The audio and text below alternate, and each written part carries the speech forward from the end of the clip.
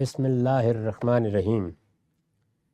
وعن جابر قال نہا رسول اللہ صلی اللہ علیہ وسلم ان یبال فی الماء الراکد۔ جابر رضی اللہ عنہ بیان کرتے ہیں کہ رسول اللہ صلی اللہ علیہ وسلم نے ہمیں ہدایت فرما رکھی تھی کہ جہاں کہیں کھڑا پانی ہو اس میں پیشاب کرنے کے لیے نہ بیٹھ جایا کرو۔ یعنی کھڑا پانی ہے، دیہاتی زندگی ہے، پانی کے ذرائع بھی بڑے محدود ہیں، اس میں اگر کہیں پانی جمع ہو گیا ہے تو اللہ کی نعمت ہے، اس کو سب سے زیادہ لوگوں کے پینے کے لیے، وضو کے لیے استعمال ہونا چاہیے۔ اس لیے اس کو نجاست آلودہ کرنا یہ تہذیب کے خلاف ہے۔ تو رسالت مآب صلی اللہ علیہ وسلم اس کی نصیحت فرمایا کرتے تھے۔ یہ مسلم کی روایت تھی اور اس کا رقم یہاں 475 ہے۔ اس کے بعد وعن الصائب بن یزید قال ذهبت بی خالتی الی النبی صلی اللہ علیہ وسلم فقالت یا رسول اللہ ان ابن اختی وجع فمسا راسی ودالی بالبرکہ ثم توضأ فشربت من وضوئه ثم قمت خلف ظهره فنظرت الى خاتم النبوة بين كتفيه مثل زر الحجلہ۔ صائب بن یزید کہتے ہیں کہ میری خالہ مجھے نبی صلی اللہ علیہ وسلم کے پاس لے گئی۔ انہوں نے جا کر آپ کی خدمت میں عرض کیا یا رسول اللہ یہ میرا بھانجا ہے اور بیمار ہو گیا ہے۔ تو رسول اللہ نے میرے سر پر ہاتھ پھیرا اور میرے لیے برکت کی دعا کی۔ یہی آپ کا طریقہ تھا، یعنی جیسے محبت سے ہاتھ پھیرتے ہیں اس طرح ہاتھ پھیر دیتے تھے اور برکت کی دعا کرتے تھے۔ دین یہی ہے، یعنی آپ نے اگر کوئی علاج کرنا ہے، کوئی تدبیر اختیار کرنی ہے تو اس کے لیے اللہ نے عقل دے رکھی ہے، اختیار کریں۔ اگر اللہ کی طرف، اللہ کے پیغمبر کی طرف رجوع کیا جائے گا تو دعا ہے، اللہ تعالیٰ سے درخواست کی جائے گی۔ یہی نبی صلی اللہ علیہ وسلم کیا کرتے تھے۔ ثم توضأ، وہ کہتی ہیں کہ پہلے انہوں نے دعا کی، پھر وضو کیا، کسی ضرورت کے تحت وضو کیا ہوگا۔ فشربت من وضوئہ، تو میری ماں نے اشارہ کیا غالباً، کہتے ہیں کہ جو پانی بچا ہوا تھا جس سے آپ عام طور پر اس میں سے ہاتھ میں پانی لے کے وضو کرتے تھے، تو جو پانی بچا ہوا تھا میں نے اس میں سے کچھ پی لیا، پھر میں آپ کے پیچھے کھڑا ہو گیا، یعنی پیچھے سے ہی انہوں نے پانی پی لیا، اور پھر کہتے ہیں کہ میں پیچھے کھڑا ہو گیا تو میں نے دیکھا کہ آپ کے پیچھے کوئی کپڑا نہیں تھا، تو آپ کے دونوں کندھوں کے درمیان ایک خیمے کی گھنڈی کی طرح کچھ گوشت ابھرا ہوا تھا۔ اس کو انہوں نے کہا ہے کہ کتفہ مثلا زر الحجلہ، حجلہ جیسے خیمہ لگاتے ہیں اور اس میں تنابیں باندھی جاتی ہیں تو وہاں ایک گھنڈیاں سی ہوتی ہیں رسی کی، تو اس کو کہا جاتا ہے زر۔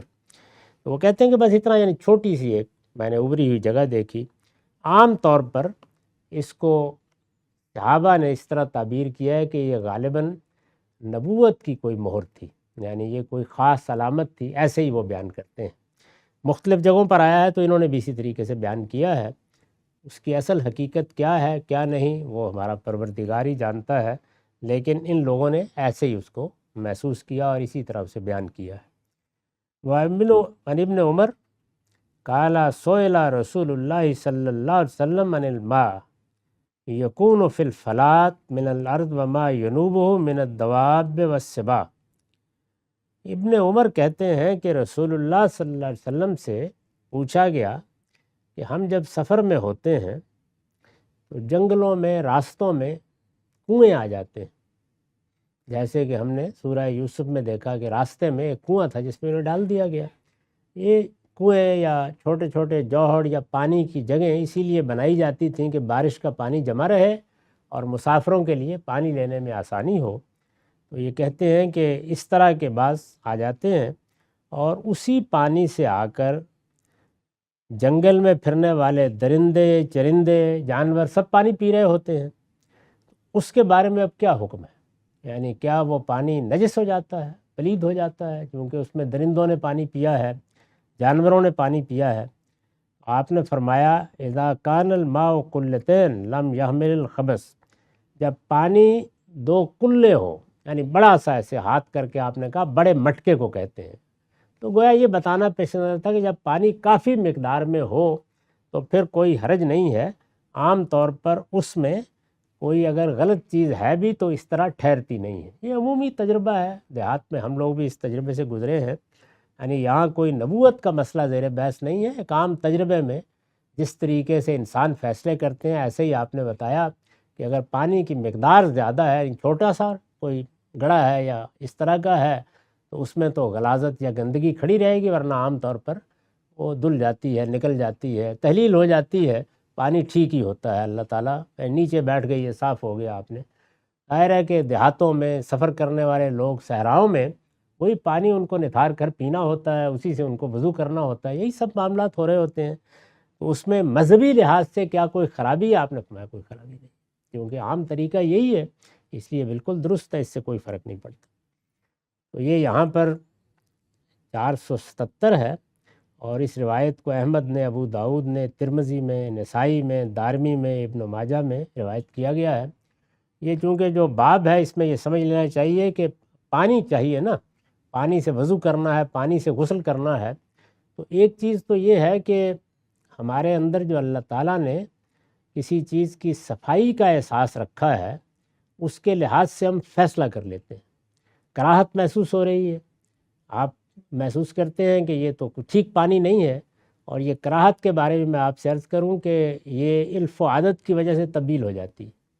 یعنی دیہاتی زندگی میں جب آپ کو اسی طرح پانی سے سابقہ پڑتا ہے، اسی طرح سے پانی آپ کو کہیں پینا پڑ جاتا ہے، کہیں اس کو استعمال کرنا پڑ جاتا ہے، تو آہستہ آہستہ آدمی عادی ہو جاتا ہے۔ لیکن ہم جو شہروں میں رہنے والے لوگ ہیں، بعض اوقات اس سے بڑی نفرت محسوس کرتے ہیں، تو اس کو اصل میں انسان کی طبیعت، مزاج، اس کے حالات ہی پر چھوڑا گیا ہے۔ اس میں جو سوال پیدا ہوتا ہے وہ اصل میں پاکیزگی کا ہے، یہ صفائی کا نہیں ہے۔ صفائی کو تو انسان دیکھ لیتا ہے، تو مذہبی لحاظ سے کیا وہ پاکیزہ پانی ہے؟ وہ نجاست تو نہیں ہے؟ ایسا تو نہیں کہ ہم نے اللہ کی بارگاہ میں جانا تھا، وضو کرنا تھا، اور ہم پاکیزہ ہونے کی بجائے اس طرح کے پانی سے وضو کر کے اور نجس ہو گئے ہیں؟ یہ سوال ہے جو حضور سے کیا گیا ہے، اور آپ نے یہ فرمایا کہ اس میں کوئی حرج کی بات نہیں، بس یہ دیکھ لیا کرو کہ پانی کافی مقدار میں ہونا چاہیے۔ اس میں لوگ ناپنے بیٹھ گئے ہیں، یعنی ایک اندازہ سا، جیسے حضور نے بتایا کہ پانی کی مقدار اچھی ہونی چاہیے، وہ ہے۔ تو عام طور پر دیکھیے الفاظ کیا ہیں، لم یحمل الخبث، یعنی اس طرح کی گندگی کو پھر وہ پانی اٹھائے نہیں رکھتا، وہ ہو جاتی ہے، تحلیل ختم ہو جاتی ہے، اس کے اندر سے نیچے بیٹھ جاتی ہے، تو اس کو تم استعمال کر سکتے ہو۔ یہ آپ نے اس کا جواب دیا۔ وعن ابی سعید الخدری قال قیل یا رسول اللہ نتوضأ من بئر بضاء وهي بئر يلقى فيها الحيض ولحوم الكلاب والنتن، فقال رسول اللہ صلی اللہ علیہ وسلم ان الماء طہور لا ينجسه شیء۔ یہ احمد، ترمذی، ابو داؤد، نسائی کی روایت ہے، یہاں اس کا رقم ہے 478۔ ابو سعید خدری رضی اللہ عنہ بیان کر رہے ہیں کہ رسول اللہ سے پوچھا گیا کہ یہ جو بضاء کا کنواں ہے، ظاہر ہے خاص کنواں ہے جس سے لوگ پانی لیتے ہیں، تو یہ پوچھا گیا کہ یہ بضاء کا کنواں ہے، اس سے ہم وضو کر لیا کریں؟ اس میں تو عورتیں اپنے ایام کے کپڑے بھی پھینک آتی ہیں، اس میں بعض اوقات کتے کوئی گوشت لے کے جاتے ہیں، وہ بھی بعض اوقات وہاں پڑا ہوتا ہے، یعنی جس طرح دیہاتی کنووں میں یہ چیز ہو جاتی ہے، گندگی بھی ہوتی ہے۔ تو آپ نے فرمایا کہ نہیں، اس طرح کا پانی، کنویں کا پانی بھی بہتا پانی ہوتا ہے، یعنی نیچے سے پانی آ رہا ہوتا ہے، جا رہا ہوتا ہے، فرمایا یہ پاک ہی ہوتا ہے، اس کو کوئی چیز پلید نہیں کرتی۔ تو یہ بھی بڑی ناگزیر چیز ہے، اس لیے کہ اس پر اگر مذہبی قدغن لگا دی جاتی تو لوگوں کے لیے ناممکن ہو جاتا۔ باقی رہ گئی یہ بات کہ کسی چیز سے آدمی طبعی کراہت محسوس کرتا ہے، کوئی حرج نہیں، وہ اجتناب کر لے، لیکن جو نجاست کا پہلو ہے اس کو آپ نے واضح فرما دیا کہ اس طرح کے پانی سے بھی وضو کرو گے تو ہو جائے گا، اس سے کوئی فرق نہیں پڑتا۔ وآخر دعوانا الحمدللہ۔